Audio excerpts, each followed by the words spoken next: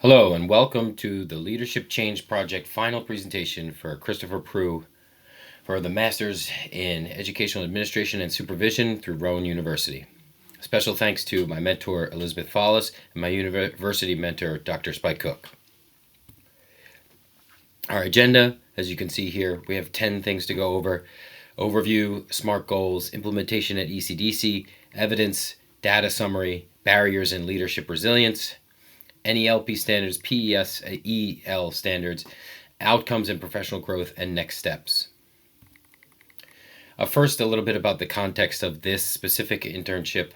I was trying to find a place to conduct it. I originally tried my school district in Camden City, and it wasn't working out for the summer. So I reached out to a colleague, Elizabeth Follis, whom I knew from my time growing up in Audubon, and also when I was on the school board at Audubon, and she is on the school board in Gateway. And I reached out to her and expressed my frustration, and she suggested that I come and do the internship at her school district in Riverside Township. I took advantage of her good nature and helpfulness and did that over the summer from May to August. I learned a great deal about NJPBSIS, absenteeism reduction, and climate and morale support from Principal Elizabeth Follis. I then took those skills over to Camden City at my school district of employment in my school at the Martha F. Wilson ECDC. I pivoted due to a number of different restrictions, but the opportunity to have a real impact and see the results of my work led me to try and work with the incoming new principal, Janiyah Robinson, whom I thank deeply for her flexibility in working with me. My first SMART goal was developed in Riverside, and it says this: increase positive staff climate indicators by 15% through professional development, shared leadership, and culture building initiatives. I took that SMART goal after the summer and transferred it to ECDC. Some of the initiatives I started were a coffee group to share concerns, a staff choir to sing together with adults, holiday celebrations for Halloween and other things in the future, professional communication norms. We talk about no crosstalk and the 7 norms of collaboration. Conflict resolution advocacy, trying to use the CEA, the Camden Education Association, as an avenue for conflict resolution that doesn't involve the office or the anxiety related to it. The liaison committee, which was used to listen to staff concerns, but also to take those concerns in a healthy and productive way to the administration. The intentional use of ChatGPT by myself and also by the teachers to reduce the paperwork burden in ethical ways so that they can spend more time getting to know their students. And practices of distributive leadership, empowering others to use their abilities to help us accomplish goals, and also to give them an opportunity to see what it's like to be in a position of leadership, to see how heavy the head is that wears the crown. Our SMART Goal 2 was the chronic absenteeism reduction, which was to reduce chronic absenteeism by 25% using a tiered system: family engagement, academic recovery, and attendance initiatives. What transferred to ECDC was a need to work with the social workers and see how they are reducing absenteeism and training the parents. The family engagement, using platforms like S'more, Class Dojo, and Donors Choose. Bus operations and transportation, making sure that families have a way to send their children to school every day, and facilitating that can reduce the number of absences. Participation in safety walkthroughs, making sure the school is up to date and clean and devoid of any major malfunctioning toilets or ceiling things.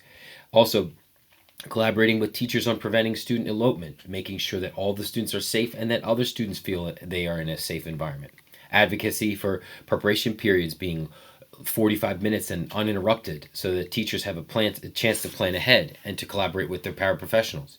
Use of ChatGPT for lesson planning, standard alignment, and freeing up time to talk with students and colleagues. I have here a quote from Marcus Aurelius about distributive leadership. When you need encouragement, think of the qualities of the people around you. Empower them so that they can make a difference. At the Martha F. Wilson, there were several events that allowed me to step into a leadership role. I was elected as the head building representative for the CEA. I facilitated conflict resolution efforts to try and use the CEA as a platform for staff to talk to each other in a safe space. I led preparation period advocacy, where we ensure that everyone has their 45 minutes if they need it to plan ahead. School-wide union meetings to inform the staff and to keep them apprised of what's going on with the different issues that they might be facing. Managing staff anxiety while holding and delegating meetings that had to take place about lateness and tardiness. And there were 17 that took place on one day.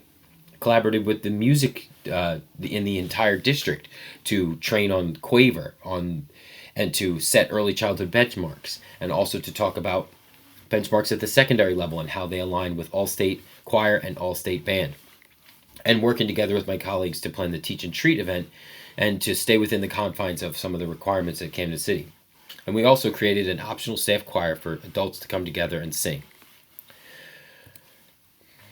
There are many pieces of evidence that show the culture building initiatives. The coffee clutch, where we met together to have some coffee and discuss issues. The staff choir, where staff are allowed to come and sing and do something nice for the students. The Teach and Treat Halloween celebration. Donors choose grants. Positive staff feedback through the survey that I'll show in a minute. The collaborative planning with special area teachers. Conflict resolution through the LMC.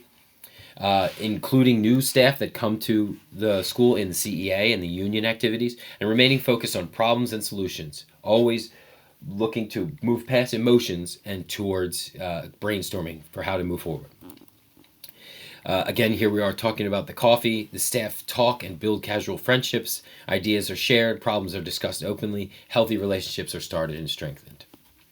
Here's evidence of operational leadership. There's problems and solutions-based thinking, where we don't look for blame, we look for solutions. We coordinated those 17 disciplinary meetings and reduced staff anxiety about them, advocated for contract adherence, negotiated paraprofessional planning time with the teachers, developed grading points for CA members' expectations. Over on the right, you can see those, 1 through 5. Pardon. There are 5 big points here. And these were to raise the bar of the teaching profession and to show that there are expectations for us to conduct ourselves as professionals. We revised the bus dismissal system, delegating and empowering 2 educational service professionals to throw in and use their unique abilities and strengths. Conducted health and safety walkthroughs with the nurse and the head of maintenance, and conducted PD planning with the district leadership and with the music teachers from across all the different schools. Instructional leadership, I was able to organize that Quaver training, the high school benchmark PD, implementing new instructional tools with Quaver, and with using the Donors Choose platform to raise and buy resources and materials for preschool and early childhood. Collaborated on behavior support strategies with the school psychologist, Dr. Michael Lee. Interviewed teachers about observations, Danielson, student growth objectives, professional development plans. Connected district-wide benchmarks for music, and aligned them with Allstate. Established standard practicing for submitting the mandatory training modules as part of Danielson Domain 4. And continually collaborate to fill the needs of the marching band. There must be a marching band at Eastside High School, and I continue to have that at the forefront. There's evidence for culture building. We have our coffee clutch, our staff shout-out initiative, which was the opportunity for staff to be positive and find their peers and other paraprofessionals and teachers doing something unique and positive that should be celebrated, and sending them an email about that so they can use that in their portfolio and their Danielson evaluation. Even if it's a paraprofessional, that's something the district really likes, and we are moving forward. The staff choir, the Teach and Treat, the Donors Choose, the positive staff feedback from the PDs and the needs assessment. Collaborative planning, conflict resolution, planning a professional development with Dr. Michael Lee, the school psychologist, and how he was thinking that adults need to change their mindset when they come into a classroom. Working with the administration and celebrating with a potluck that was well attended and showed that people are on board with this new principle and our new initiatives. Staff copying practice of shout-outs, which we mentioned above, and the bus zone shared leadership.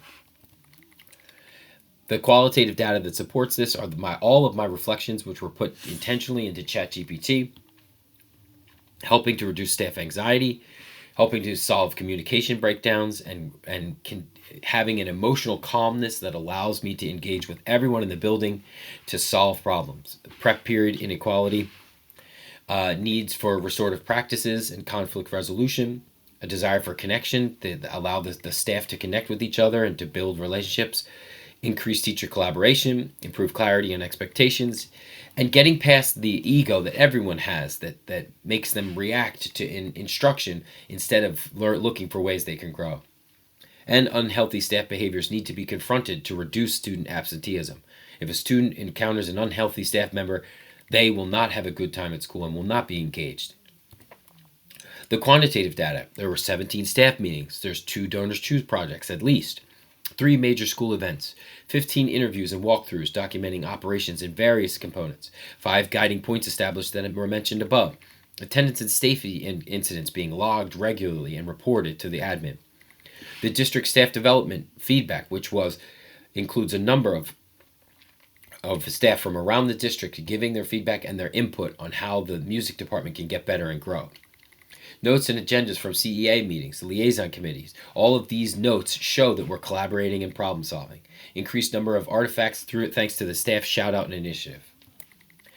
Here are some of the barriers I faced and the adaptation that grew out of them. Changing the internship site from Riverside to Kansas City, that shows that I can be resilient and continue to brainstorm on how to solve problems. Chronic understaffing, we met that with contract adherence and distributive leadership, sharing the burden and making sure everyone is not overburdened.